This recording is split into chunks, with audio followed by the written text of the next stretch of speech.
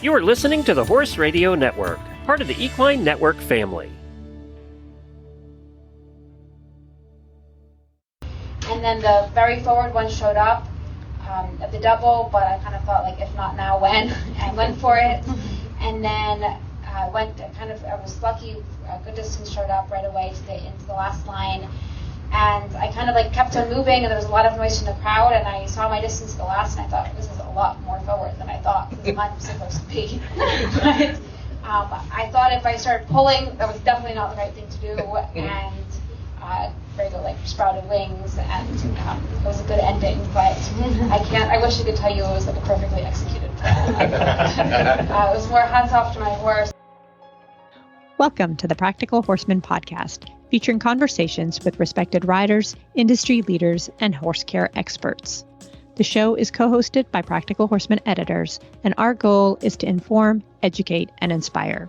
I'm Sandy Olenek, and we're excited to bring you a special edition of this week's podcast.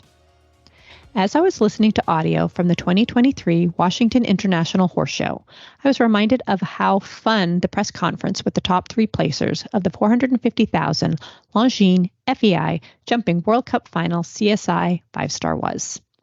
This class is one of 8 qualifiers for the World Cup Finals North American League, which narrows down the riders who will compete in the 2024 Jumping World Cup Final in April in Saudi Arabia.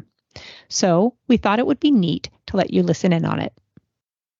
The competition was held October 23rd through 29th at Prince George's Equestrian Center in Upper Marlboro, Maryland.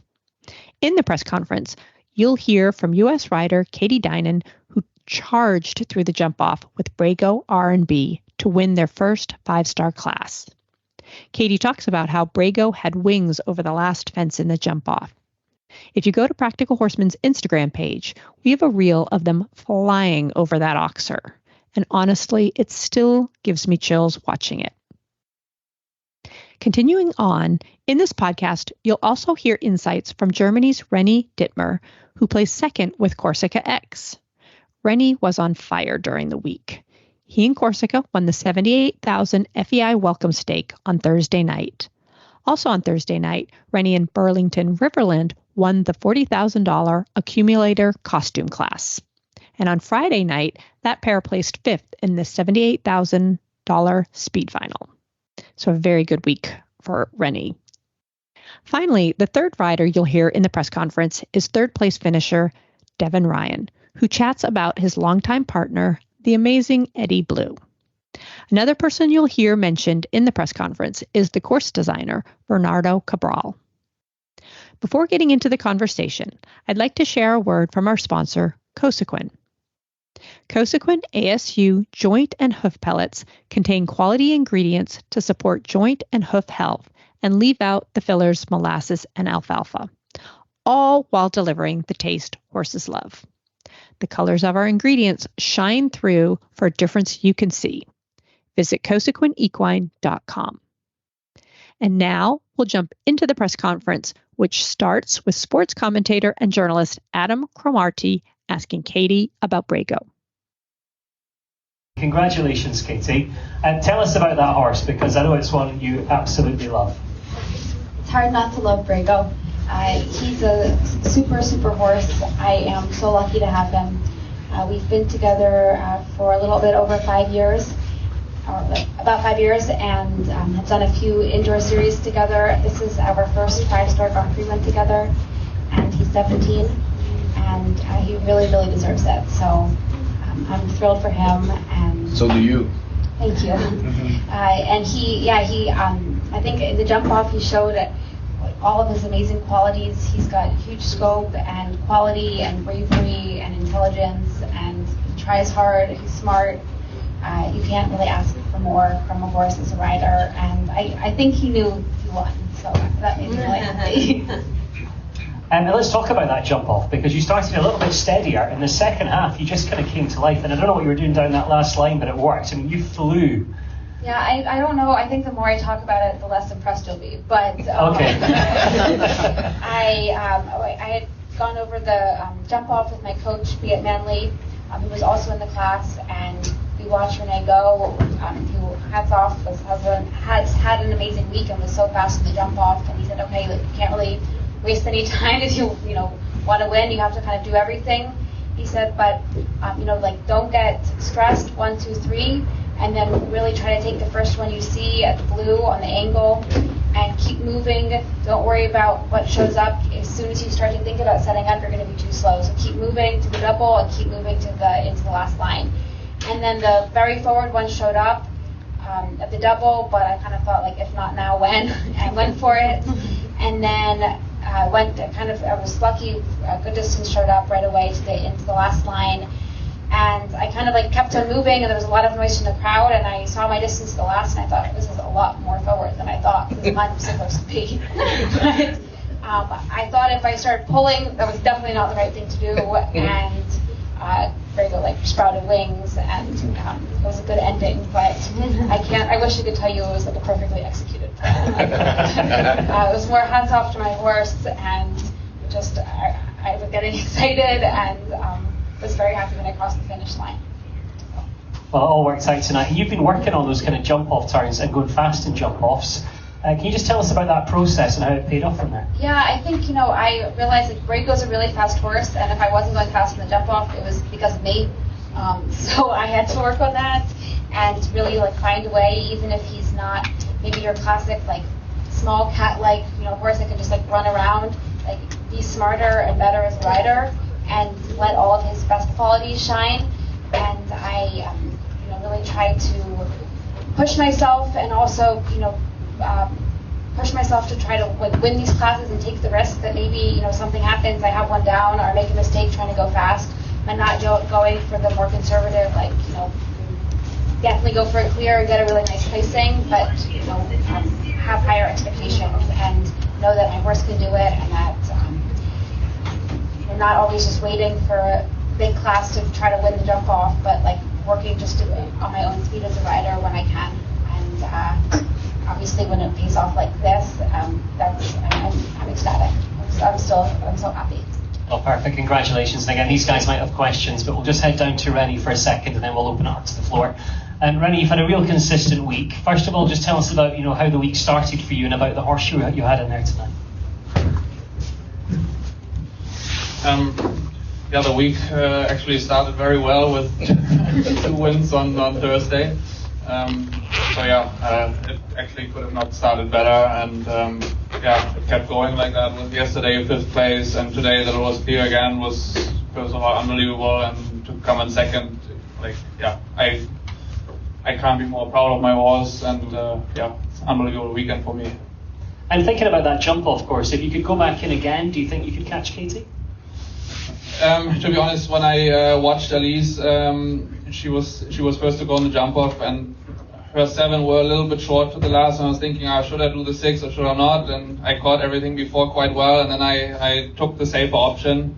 I'm still happy with my 2nd place today, and super well done, Katie, and was an amazing jump off, and all good. And it's your first season competing in North America, first time at Washington. What's your thoughts of the event? Obviously, I really like it. Seems to be working out. After this week, no, but it's great to come in here because there's such a great atmosphere when you come in here. Like the spectators, they really cheer on you, and it's a super good feeling to come into this indoor. I really love it. Perfect. Well, again, we'll open up to the floor in a sec. But finally, Devin, let's talk to you and about that amazing horse, Eddie Blue. It's one that you know inside out. Tell us how Eddie was feeling in there tonight. He came out, he was jumping great tonight. He felt super. He's 15 years old. 14 years old. Got a little extra run on there.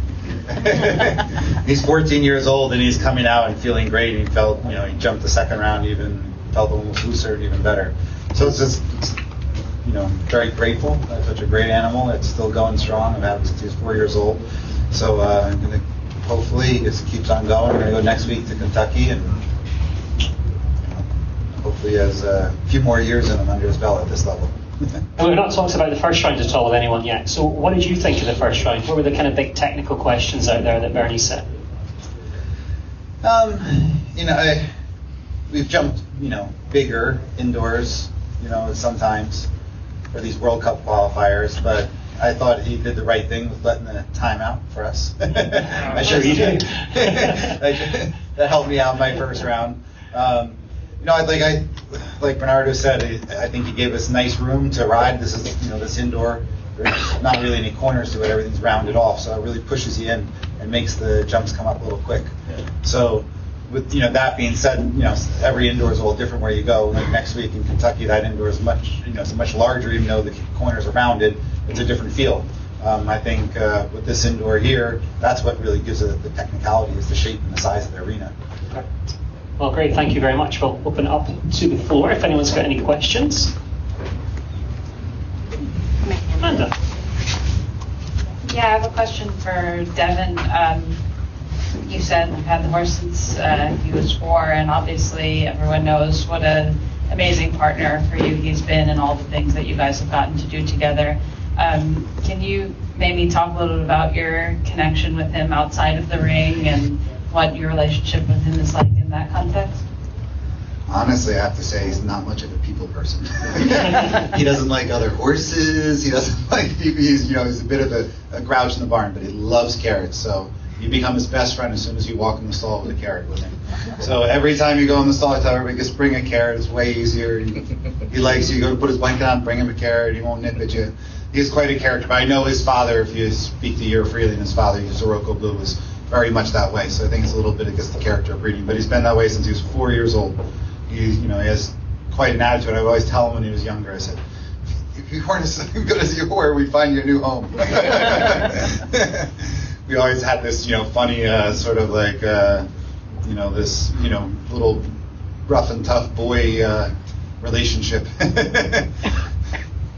Thank you. I'm sorry to hog the mic, but can I ask you a question, Katie? Are you chasing World Cup points this season?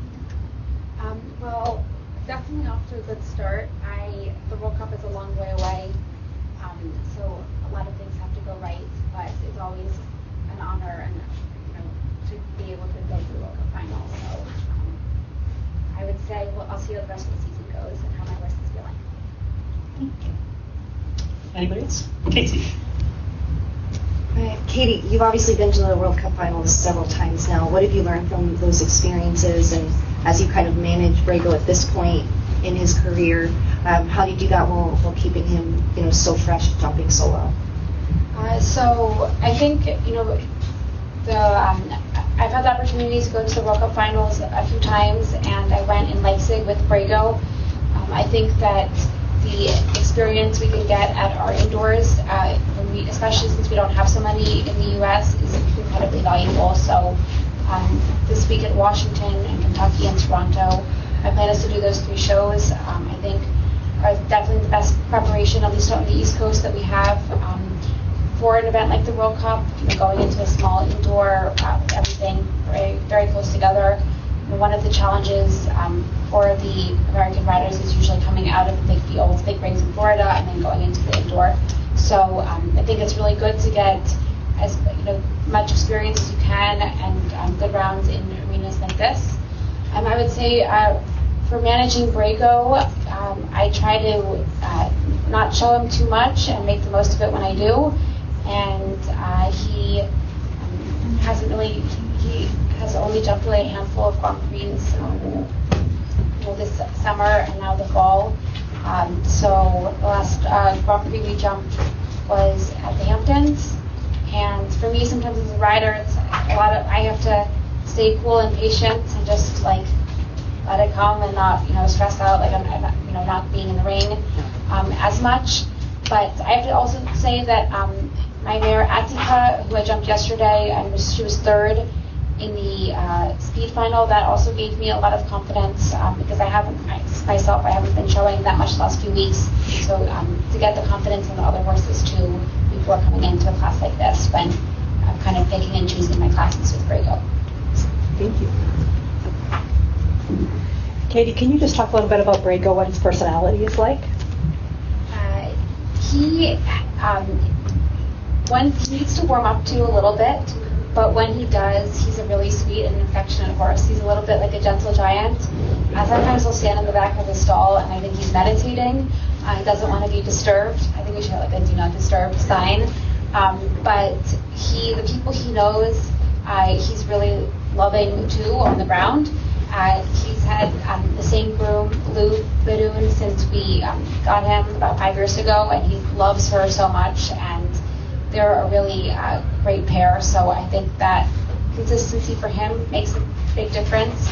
And when you ride him, I would say he's similar. He really wants to take care of his rider and always do the right thing. What does surprise some people is he's very alert. He's got a lot of energy, and he is very attentive to everything around him. So even though he's like so good and kind, you always just need to be paying a little bit of attention. Katie, are you riding full time these days, or do you have other things going on? I'm in graduate school, and I'm in a PhD program in New York. And so I am basically, I don't know what the split is, it depends on the week, but I'm doing that and riding as much as I can. So I think for me, it's a huge tribute to my team that keep my horses going and keep me going, and it also the balance can work out because I have a small group of horses that are at this level, and Borrego, my top horse, who's 17, obviously isn't going to be at the show every week.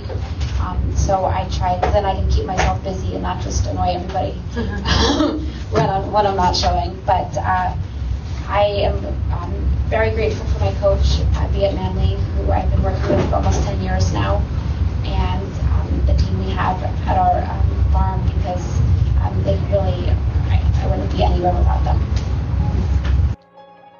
Thanks for listening to this special episode of the Practical Horseman podcast, featuring the top 3 finishers of the Longines FEI Jumping World Cup qualifier at the 2023 Washington International Horse Show. And a big thank you to the episode's sponsor, Cosequin. You can subscribe to the Practical Horseman podcast on Apple Podcasts, Spotify, Stitcher, or wherever you listen to your podcasts. While you're there, please rate and review the show.